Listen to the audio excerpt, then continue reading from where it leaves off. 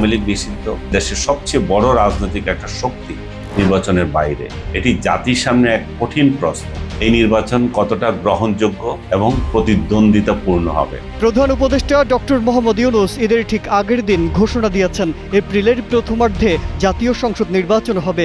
বিষয়টা অপ্রত্যাশিত ছিল, এমনটাই মনে করছেন সাংবাদিক আনিস আলমগীর। তিনি বলেছেন, ভেবেছিলাম তিনি ঈদের শুভেচ্ছা জানাবেন, কিন্তু প্রধান উপদেষ্টা রাজনৈতিক বোমা ফাটালেন। তিনি ঘোষণা দিলেন আগামী বছরের এপ্রিলে জাতীয় সংসদ নির্বাচন। বাংলাদেশের প্রধান একটি রাজনৈতিক দল আওয়ামী লীগকে এই সরকার নিষিদ্ধ করেছে উল্লেখ করে সাংবাদিক আনিস আলমগীর বলেন, বিএনপি এই ঘোষণায় হতাশ হয়েছে। আনিস আলমগীর তার ব্যক্তিগত ইউটিউব চ্যানেল আউটস্পোকেন আনিস আলমগীরে এসব কথা বলেছেন।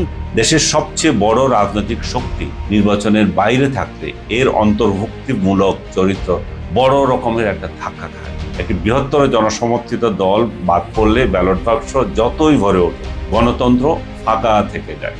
বিশিষ্ট এই সাংবাদিক বলেন, একদিকে ভোটবিহীন সংস্কৃতির মধ্যে একটি দীর্ঘ প্রতীক্ষিত রাজনৈতিক পুনরায় যাত্রা করেছে, অন্যদিকে জাতির কাছে এক কঠিন প্রশ্ন, এই নির্বাচন কতটা গ্রহণযোগ্যতা পাবে। এটি জাতির সামনে এক কঠিন প্রশ্ন, এই নির্বাচন কতটা গ্রহণযোগ্য, অন্তর্ভুক্তিমূলক এবং প্রতিদ্বন্দ্বিতাপূর্ণ হবে।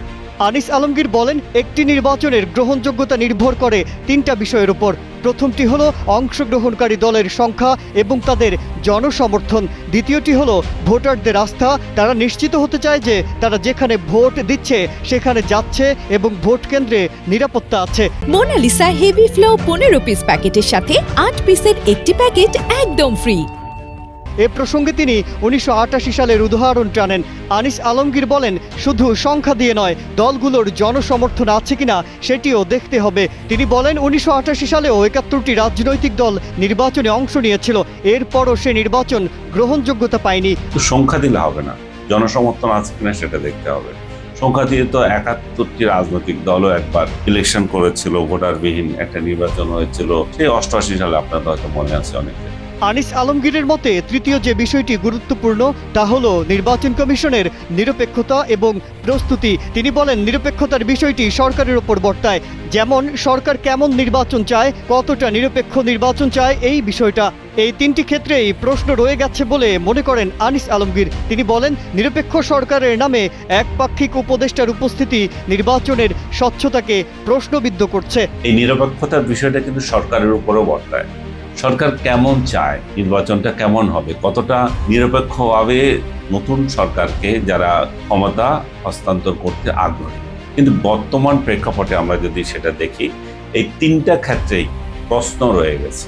আনিস আলমগীর আরও বলেন, আওয়ামী লীগ নিষিদ্ধ হওয়ায় দেশের সবচেয়ে বড় রাজনৈতিক শক্তিটি নির্বাচনের বাইরে চলে গেছে। এর ফলে নির্বাচনের অন্তর্ভুক্তিমূলক চরিত্র বড় রকম ধাক্কা খেয়েছে বলে মনে করেন এই সাংবাদিক।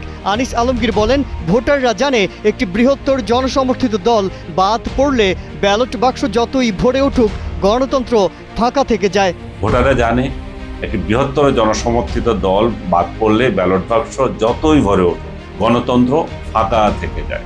মাজহারুল আলম, কালের কণ্ঠ।